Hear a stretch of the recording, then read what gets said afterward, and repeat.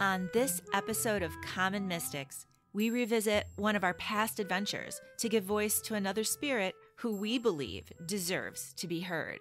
I'm Jennifer James. I'm Jill Stanley. We're psychics. We're sisters. We are common mystics. We find extraordinary stories in ordinary places. And today, we're telling the story of York, an important member of the Lewis and Clark expedition.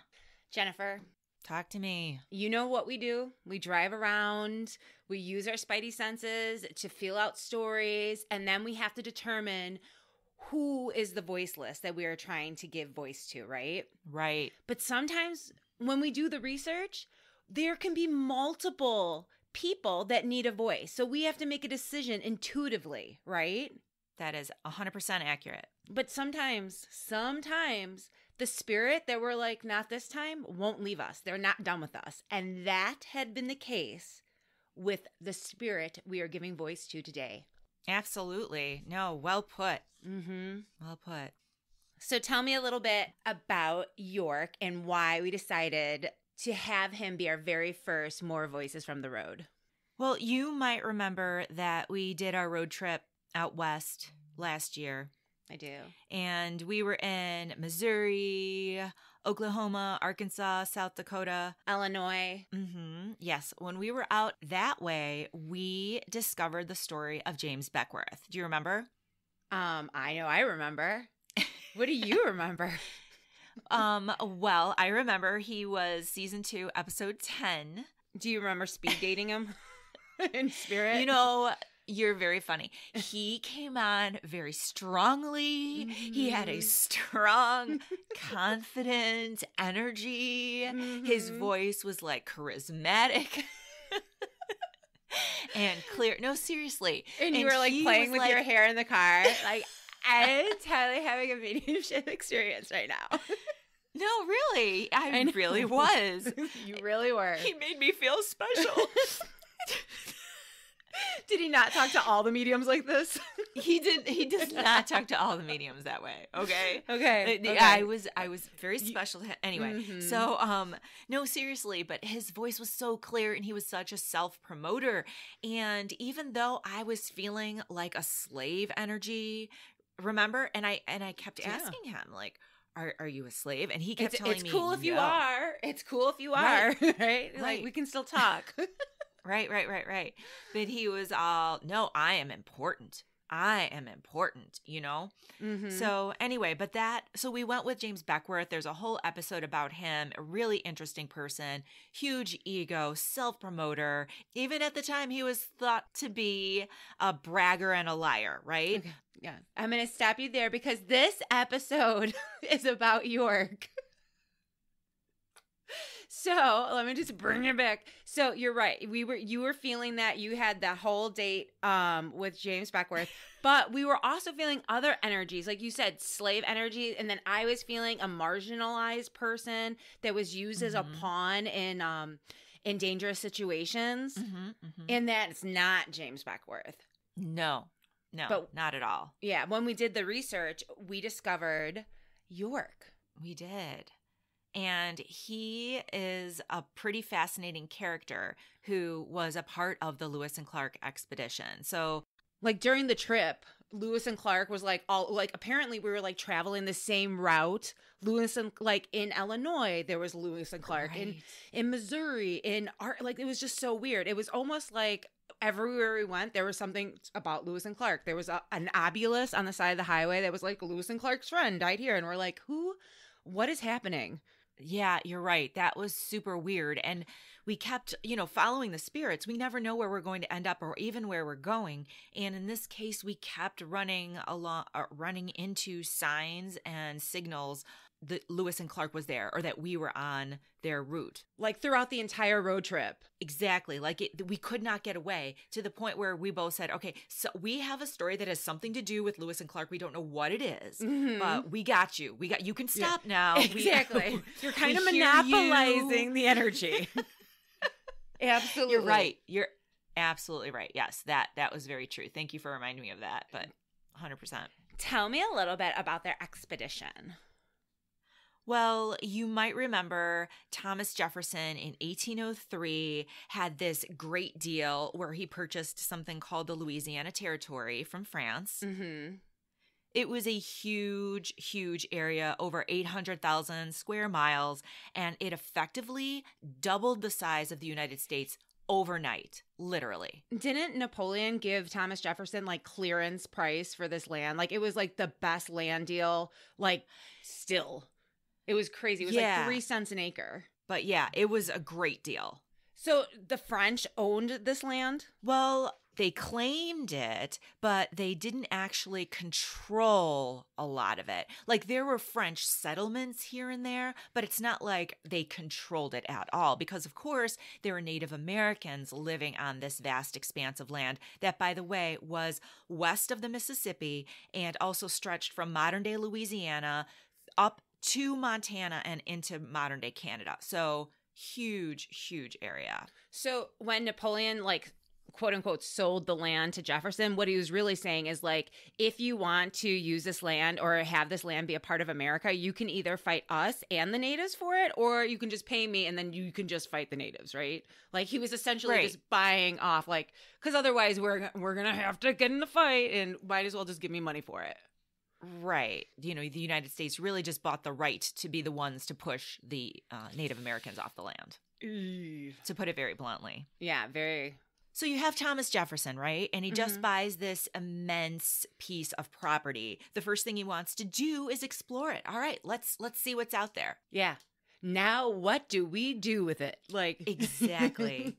Exactly. So President Jefferson has a personal secretary by the name of Meriwether Lewis. Great name, by the way. I don't like the name. I knew you were going to say no. Great name. It's a terrible. I love the name Meriwether. It's a stupid name. I would name my dog Meriwether. No, you wouldn't, because you I would not stand at the back door and say Meriwether. You would not do that. You don't know me. No, I do.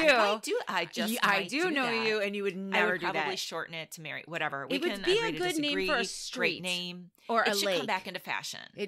Absolutely not. Absolutely so Meriwether Lewis became in charge of this massive undertaking to basically go explore this area and bring back information about, you know, what's there, and also find the Northwest Passage. Okay. Literally, I have to tell you something. I just did the research. What is it? I was trying to figure out why people thought that there was a Northwest Passage. Remember I told you yesterday that I like was researching it? Yeah. Well, as it turns out, the reason why people believed it is because Columbus believed it. Columbus, who was like, the idea of the Northwest Passage came with Columbus. And it is awe-inspiring to think of a man so celebrated who has been so wrong throughout history. Like everything he's known for, he's completely wrong about. Yeah. He is like the poster boy for misinformation. Yes. Yes. Poor Columbus. I know he's no longer celebrated. He's no longer celebrated today. I kind of feel bad, but this is not about Columbus. So let's get back to Meriwether. Meriwether. He was, really, really wrong, though. That's all I'm saying. I know. 100%. Yes. Like I said, poster child. Okay.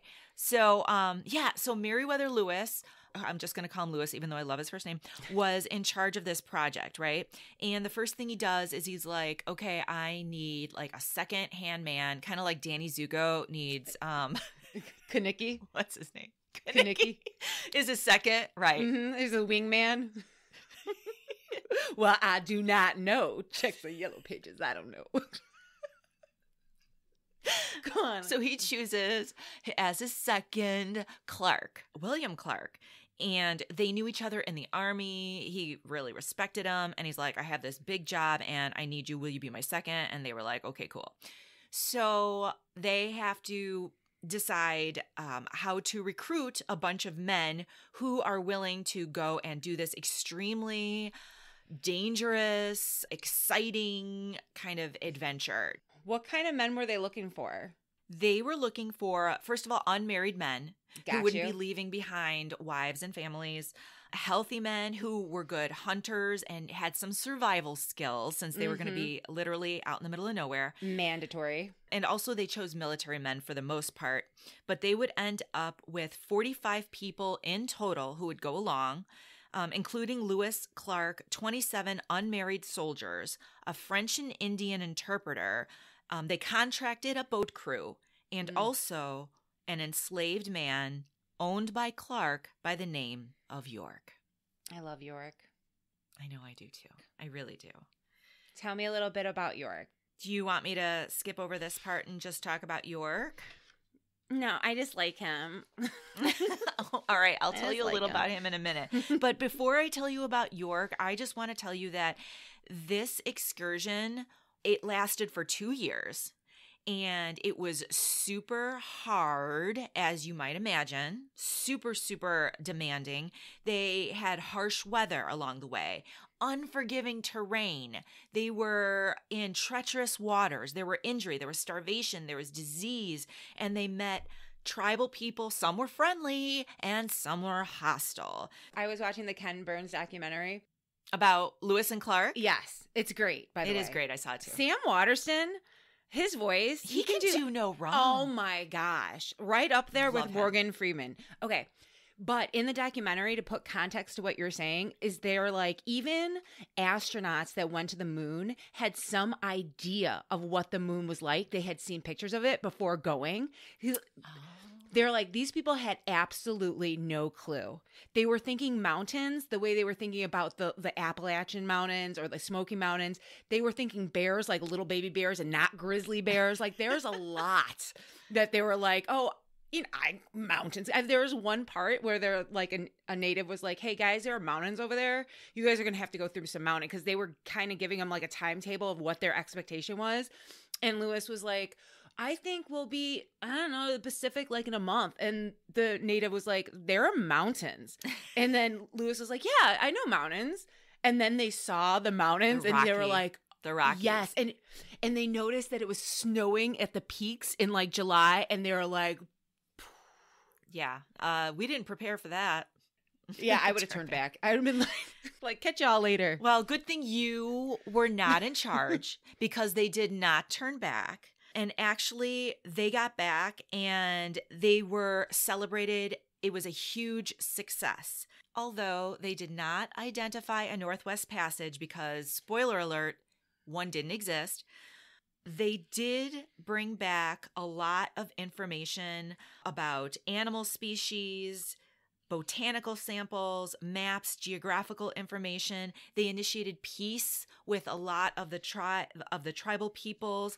They only lost one person through death, and that was because of appendicitis, and that might have happened at home. So like, we went past that burial site like twice. Do you remember? I do. I know. That was crazy. We couldn't get away from it. Anyway, it was a huge success. Oh, I had to tell you something else.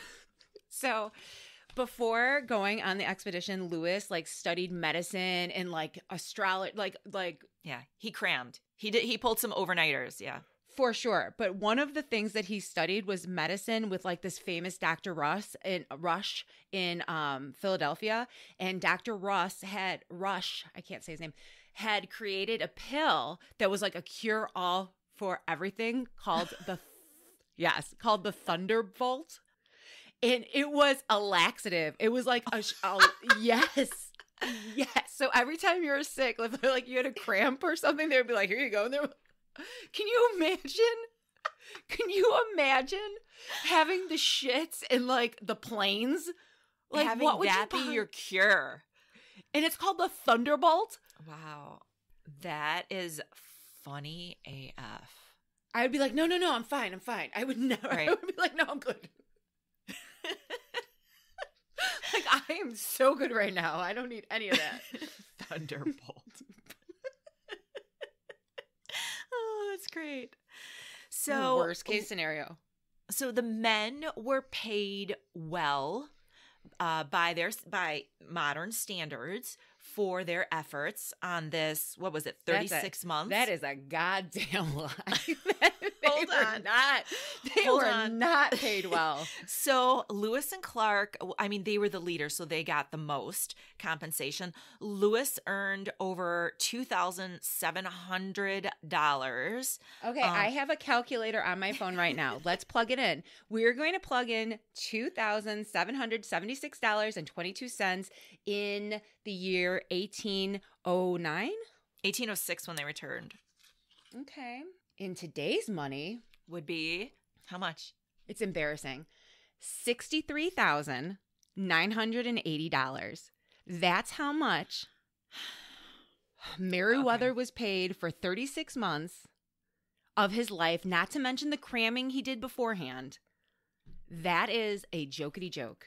Yeah, I mean, when you put it that way, it doesn't seem like enough.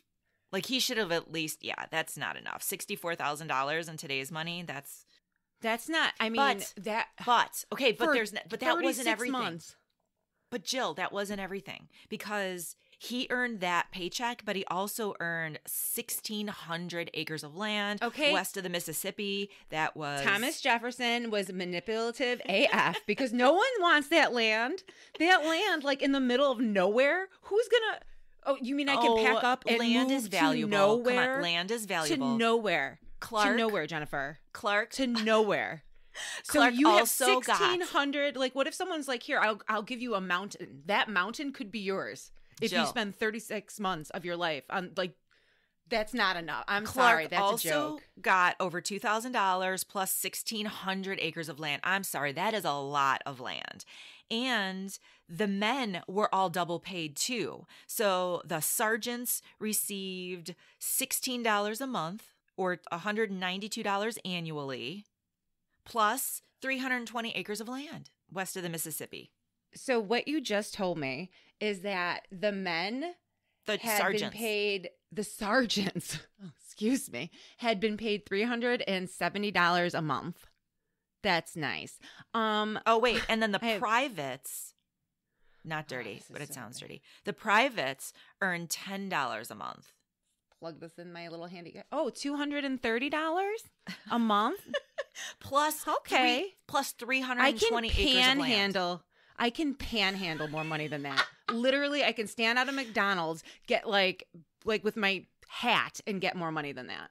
They were on the adventure of a lifetime, and they were reimbursed, unlike York. What did he get? He got absolutely nothing. Now that 65,000 does sound a little, or 63,000 does sound a lot better. Poor York. Tell me, how did he get himself in this situation? I know you said that he was a slave to Clark. Tell me, what does that mean? Like, because I'm thinking, when I think slave, I think like tilling the fields and like, honestly, that's my, like, how did he get chosen? All right, let me tell you a little bit about York. He was born around 1770 or 1775. Nobody knows because they didn't really keep records on the birth of enslaved people. And he died, as far as researchers can tell, sometime after 1815. So there's a lot unclear about his life. What we do know is that he was the only African-American member of the Lewis and Clark expedition. He participated in the entire exploration and made significant contributions to its success. He was the first African-American to cross the continent and see the Pacific Ocean. That's huge. Yes, 100%. York was born enslaved. He was the son of Old York and Rose. I love that we know his parents' names. I know. That makes me feel good. Old York and Rose, who were owned by William Clark's father. So they were in the family. William inherited York from his father around 1799. And what we know about York personally is that he was a large man. His weight has been estimated to be about 200 pounds. That's my goal weight. That's like prime Jill weight right there. For real. Jill. I know it doesn't sound like a lot in today's standards, but early 1800s, people were a lot smaller. So the fact that he was 200 pounds meant that he was a massive figure at the time. So by that same logic... Yes. So by that same logic... You're not fat. You were just born too early. I am the Jilly of the future. Very futuristic. If the year... In about a couple hundred years, I am going to be the right size. Exactly. Anyway. Get your heart out. So York was about the same age as Clark, and he was naturally strong, and his skin was really dark. And this is important later because it would come into play in part of his success that he was quote unquote black as a bear. Is a quote that people like wrote about him. The bear reference. That's cute. I know, it is kind of cute. So William Clark called York his playmate early on because they kind of grew up together and they were about the same age. But later, York would become Clark's quote unquote body servant. Now, I didn't know what that meant, so I looked it up, and it's like a personal servant or valet. So he was someone who was enslaved but worked inside the house, Jill. He wasn't someone who was working out in the fields, to answer your question earlier. It sounds like a horrible job. Well, just to be honest. Well, I say job in general, to be someone's servant. Yeah. Personal servant. Like, I know, literally body servant. Yeah.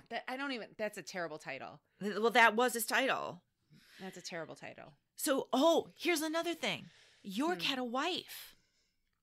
I thought they were only taking unmarried men. They were, but apparently they did not recognize the marriage of an enslaved person because he had a wife. Aw.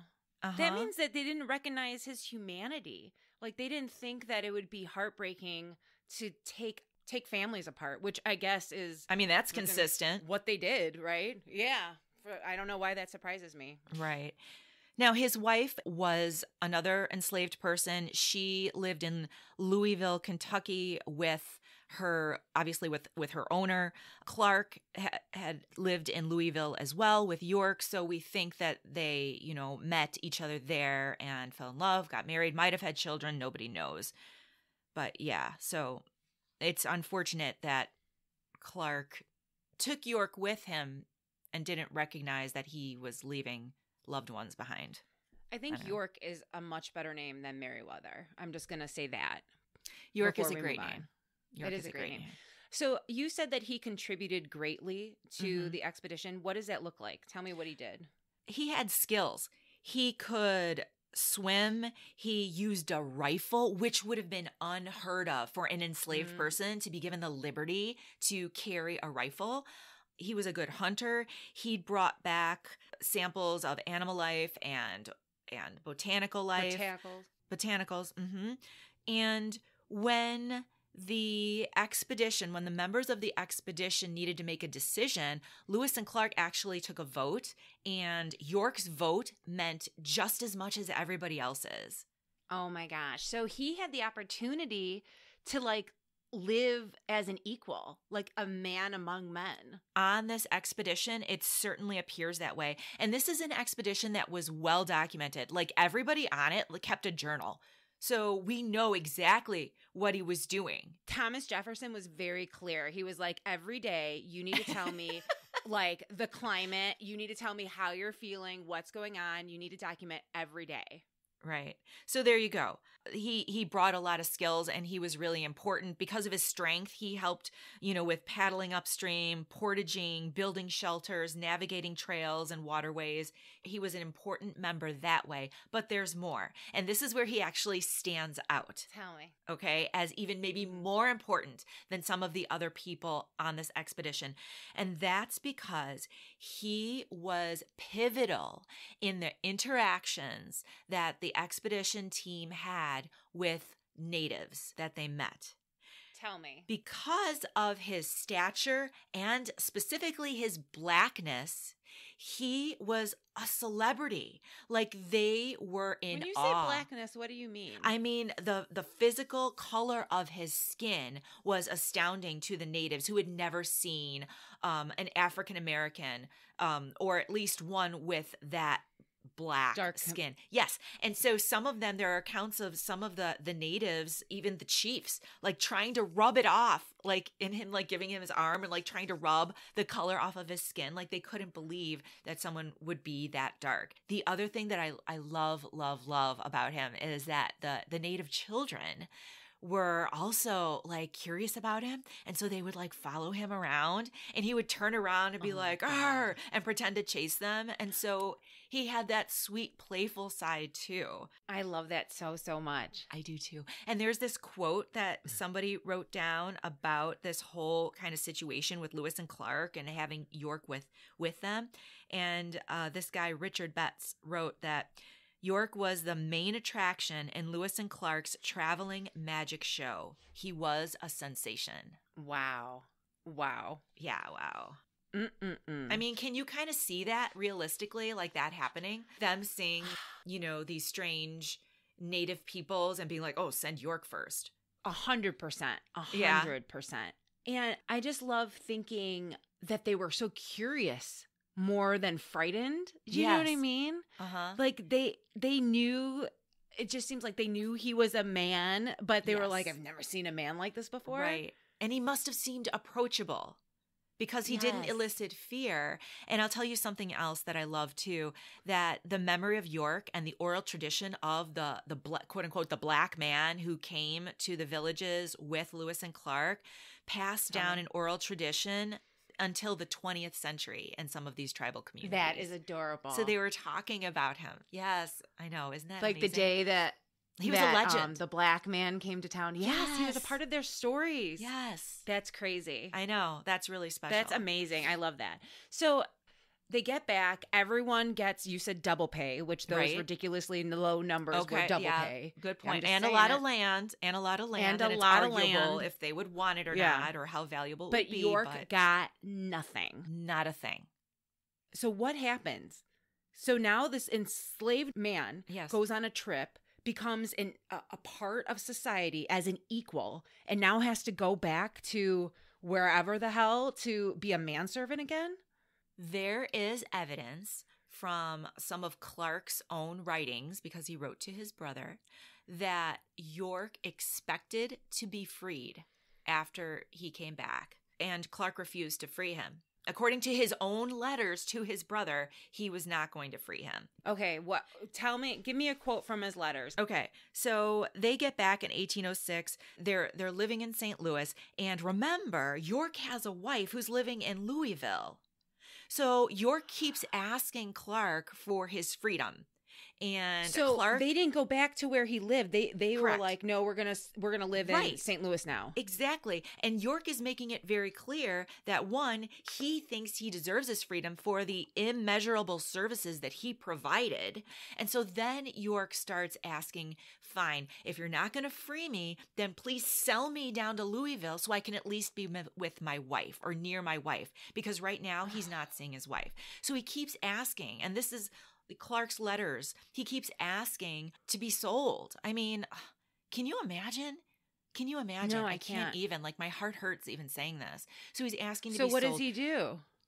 Well, Clark finally is like, all right, I'm not going to sell you to Louisville, but I will lease you. So I'm going to rent you down to Louisville so you can spend some time with your wife, and then you're going to come back. And so here's what Clark wrote to his brother.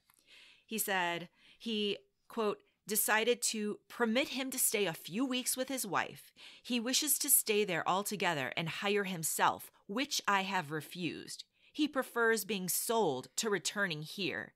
He is serviceable to me at this place, and I am determined not to sell him to gratify him, and have directed him to return. Do you believe that? It sounds like a pissing match. It like literally does. The thing it bothers me so much about it is that he is obviously looking at him like a piece of property, and not as a man who loves his wife. What he's doing is exerting his power over York and putting him in his place. He's like, yeah, he's flexing. You worked for me, like you did some good on the expedition, but let's be clear, I own you, and you do what I tell you to do. Mm-hmm. This is reality. Right. Mm-hmm. What a dick. Yeah, this is reality. This is my house. This is my York, shit. Right. But he does lease York to Louisville for a number of months. When York comes back, guess what? What? York still isn't happy. Well, no, he has to come back. He's, quote, insolent and sulky. according to Clark. So to mend, quote unquote, mend his attitude, he has him whipped and imprisoned. I know. You can't whip someone's humanity out of them. You can't like imprison someone so they would stop loving their wife and want to be by their family. That is like crazy. It's heartbreaking. Okay, so by July of 1809, Clark writes his brother that he's done with York and he has decided to hire or sell him. And this is the last mention of York in the letters written by William Clark. In 1811, there is another letter from a Louisville relative of the Clarks who mentions that York's wife moves from the Louisville area into Natchez, Mississippi. So eventually he gets to go back, but she leaves, so they can't be together anyway. She leaves. Right. Because they're not in control of their own destinies, and they just have to follow along their masters. I know, this is heartbreaking. So what happens to York? Who was he sold to? What happens? Well, nobody knows, but does the name Washington Irving ring a bell? Not at all. He was a famous author. He did The Legend of Sleepy Hollow. I do not know The Legend of Sleepy Hollow. Oh, yes, the Headless Horseman. Right. So he was a famous author.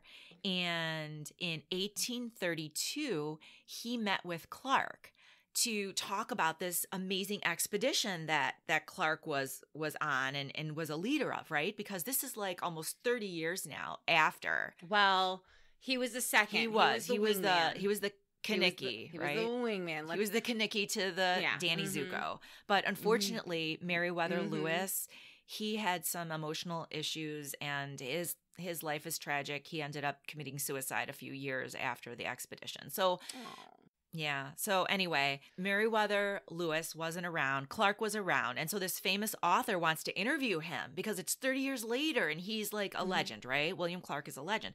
So during this interview, York comes up and Clark discusses him with this famous author who then writes down the account of this meeting and the conversation. And Clark reports to Washington Irving that he freed York. And not only that, he set him up in business and gave him 6 horses and a wagon to start a business moving goods between Nashville and Richmond. However, according to Clark, York was lazy and didn't take care of the horses, and his business failed. And in the end, he longed to return to slavery and ended up dying of cholera. Like, that is the story of York's life as told by Clark to this author, Washington Irving. Okay, I have some thoughts. First, if you think that you're not being an asshole, you don't lie about the things that you've done. Right, to cover up the truth. So obviously, Clark knew he was a prick. Secondly, right? Because you don't lie if you think that you're That's all right. good. You don't have to. You're like, no, I did you're that. Right. You don't have to lie. Yeah. Right. I did what I did, but that's not what Clark did. He was like, and then, can you imagine if he really, really did free York and like set him up in a business? How, just the thought of that. Because that's all York wanted. Not even a business. He just wanted to be free. I know. It adds injury to insult to say after that, like this whole lie that he made up, but then say after he was free and had his own business, he was just lazy and longed to be under Clark's household again as a slave. That is so not plausible. Right. Just not. Right. Well, let me say that historians don't buy it either. And that there's no evidence that he ever freed York. And also that what historians think Clark was doing was he was telling a narrative that supported the pro-slavery stance politically in the 1830s, okay? Because the whole pro-slavery argument was that the African American enslaved people were better off being enslaved and couldn't make it on their own if they were free. So that's what this narrative is doing for him and for his political affiliations in 1832. Yeah. I want to like beat up William Clark's spirit. I think you could take him. He was like a street fighter, whereas like Merriweather was more like hoity-toity and educated. Like Clark was like rolling up his sleeves, like going at it. I mean, you're Well, according to Ken Burns, I still think you could take him. So what happens to York? Nobody really knows what happened to York. We don't know when he died. We don't know where he lived, but there is evidence that he might have started a new life out west. Tell me. There was this fur trader named Zenith Leonard. I'm going to call him Leonard because I don't know if I'm saying his first name right. Zenith Leonard. And Leonard published a memoir of his travels in 1839. Now, modern scholars consider Leonard to be super reliable. Like, he was a truth teller. And he reported meeting not once, but twice a quote-unquote Negro man living with the Crow people in what is today Wyoming.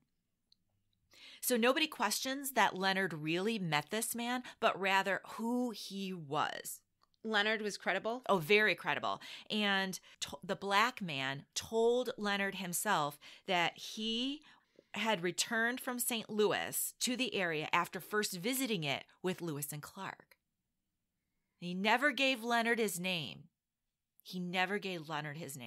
I really, really, really hope that that's York. Did Leonard have any indication of how he was living among the Crows? Like, were they besties? Yeah, well, I'm going to read from his 1832 journal entry. How do you like that? Is that impressive? I have that right in front of me? I like it. In this village, 1832, huh? In this village, we found a Negro man who informed us that he first came to this country with Lewis and Clark, with whom he also returned to the state of Missouri, and a few years returned again with a Mr. McKinney, a trader on the Missouri River, and has remained here ever since, which is about 10 or 12 years. He has acquired a correct knowledge of their manner of living and speaks their language fluently. He has rose to be quite a considerable character or chief in their village. At least he assumes all the dignities of a chief, for he has 4 wives with whom he lives alternately. This is the custom of many of the chiefs. So he was living as a chief. As a sister wife husband. Yeah. As a polygamist. Is what he was doing. Apparently. Right. Mm-hmm. I hope so. I really hope that that's York. Do you think it's York, like intuitively? I do. But, historians looked coincidentally at whether or not it could have been James Beckworth. Isn't that interesting? Why would they even put those together? Right? Question. Like, this is a major breadcrumb for us, by the way, that we're supposed to be talking about York. Because, So, James Beckworth also reported... You're always bringing it back to... always bringing it back to Beckworth. It was real. It was real, Jill. It was real. So Beckworth also reported living with the Crow people as a chief. The crow leggings. And wearing the crow leggings, exactly. But historians don't think this was Beckworth, even though Beckworth reported living as a Crow chief too. Because 1, Beckworth was younger than York. 2, Beckworth was not especially dark-skinned. That's right. He was half white. That's exactly right. His daddy, if you remember, was his master. And also the fact that this Negro man never told Leonard his name is completely out of character for Beckworth. Beckworth was a major self-promoter. Yes. He would have been telling everybody what his name was. And the fact that York didn't share his name meant that maybe he had freed himself, right? Because he would probably want to keep that under wraps, just in case. Yeah. So, isn't that crazy? It makes sense. Like, I can see James Beckworth, like, being in, like, a bar and someone being like, oh, there's a black person living among the natives. And he'd be like, oh, yeah, that was me. You didn't know? Right. And totally take credit. Yeah, I could so see that. Uh-huh. Uh-huh. And by the way, I will tell you this, that James Beckworth reported in his autobiography about doing some of the accomplishments of the Chief of the Crows that kind of mimic what Leonard says his Negro friend did like 20 years before.